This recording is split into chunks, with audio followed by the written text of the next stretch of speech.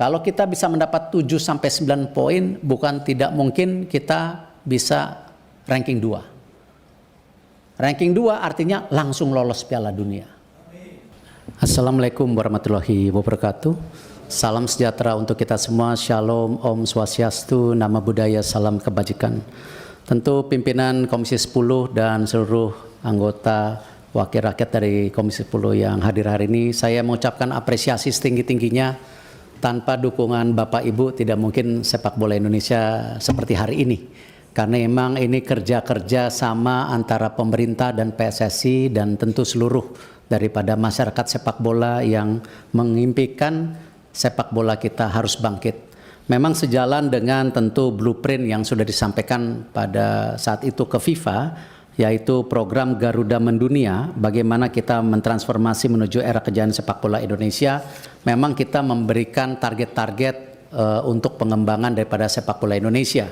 Seperti contoh, kita juga memaparkan kepada FIFA waktu itu bagaimana juga tidak hanya membangun yang putra, tapi juga yang putri, di mana contoh target-targetnya untuk tim putri ini lolos FIFA U17 World Cup tahun 2030, 2031 lolos Olimpiade, 2032 lolos FIFA U20 dan juga lolos Piala Dunia Putri 235 tahun 2035. Untuk yang putranya seperti ada di data di atas, waktu itu 2031 lolos Piala Dunia, lalu 2033 lolos Piala Dunia U20, 2036 lolos Olimpiade, 2038 lolos Piala Dunia.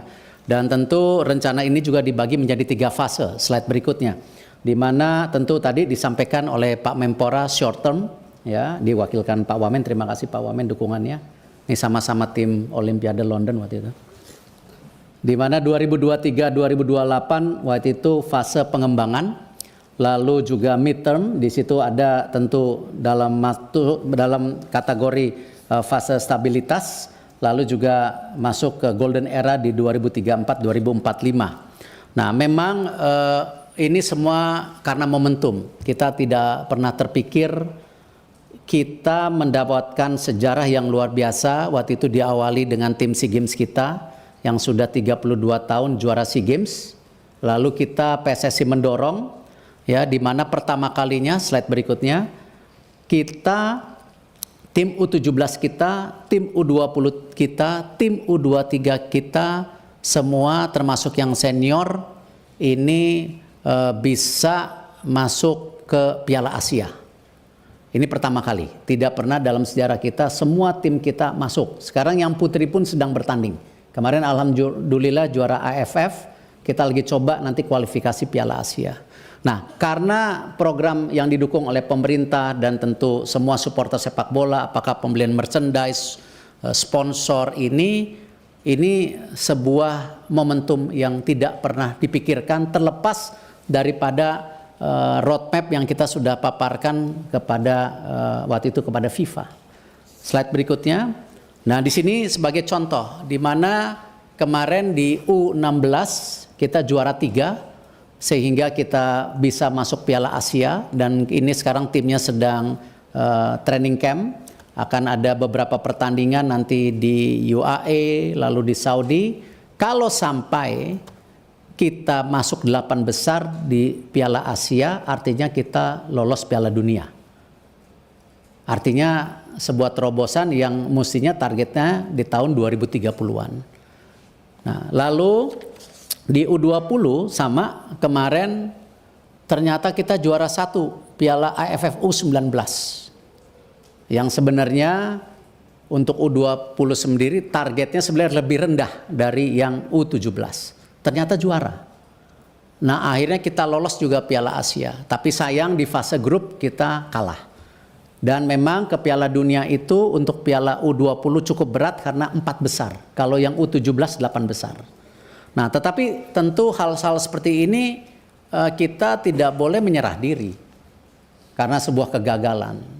Karena U17 kita masih punya potensi. Bahkan kenapa kita juga diskusi hari ini mengenai percepatan naturalisasi, karena prestasi yang luar biasa di tim U23 kita. Next slide. Di mana masuk 4 besar Piala Asia. Jadi ranking 4 di Asia. Sehingga kalau ranking 3 kita langsung ke Olimpiade. Akhirnya karena ranking 4 kita harus bertanding di Prancis melawan Guinea. Sayang kita kalah 2-0. Nah, hal-hal seperti ini yang membuat confidence pemerintah, PSSI, kenapa tim senior kita ini punya potensi dari anak-anak muda kita seperti Rido, Marcelino yang juara SEA Games, ditambah tadi tim U23 kita dan sisa daripada tim senior kita. Nah, hal ini yang kalau dibilang kita sangat agresif, mohon maaf, tidak lain kita ingin supaya mimpi kita di Piala Dunia bisa tercapai. Dan ini tentu kita masih ada sisa pertandingan 4, di mana nanti lawan Australia tanggal 20 away, lalu 25 lawan Bahrain di Indonesia, lalu tanggal 5 Juni lawan China di Indonesia, 10 Juni lawan Jepang. Kalau kita bisa mendapat 7-9 poin, bukan tidak mungkin kita bisa ranking 2. Ranking 2 artinya langsung lolos Piala Dunia. Tetapi kalau sampai pun kita ranking 3-4, kita masih diberi kesempatan untuk kualifikasi, ya, bergabung dengan 3 grup lainnya yang ranking 3-4 dibagi 2 grup. Nanti ranking 1-nya lolos Piala Dunia. Nah, ini yang akan dilakukan pada bulan Oktober-November tahun ini. Jadi hal seperti ini mohon maaf, kami dari PSSI tidak bermaksud melakukan sebuah mimpi yang hiperbol, tetapi ini sesuatu yang real, nyata ada di depan mata kita. Dan ini baik saya rasa untuk bangsa kita juga sejajar dengan bangsa-bangsa besar di dunia. Dan kami tentu perkembangan tim nasional senior ini juga tetap kita lakukan bagaimana terus membangun regenerasi tim nasional melalui program pembangunan usia dini. Yang mungkin pada kesempatan berikutnya, slide berikutnya, saya berharap saya diberi waktu paparan lebih lebar. Kemarin terima kasih para pimpinan Kapoksi sudah hadir. Mungkin tidak fair para pimpinan kalau kita juga tidak mengajak seluruh anggota untuk melakukan FGD, ya, karena memang kebetulan ada mungkin 30 halaman yang tidak mungkin saya presentasikan saat ini. Dan insya Allah niat baik, nawaitu baik dari bapak-bapak ibu yang hadir kita tidak akan salah gunakan. Ini sekedar memang bagaimana kita memastikan mimpi kita sebagai bangsa bisa setara dengan bangsa-bangsa dunia. Terima kasih. Wassalamualaikum warahmatullahi wabarakatuh.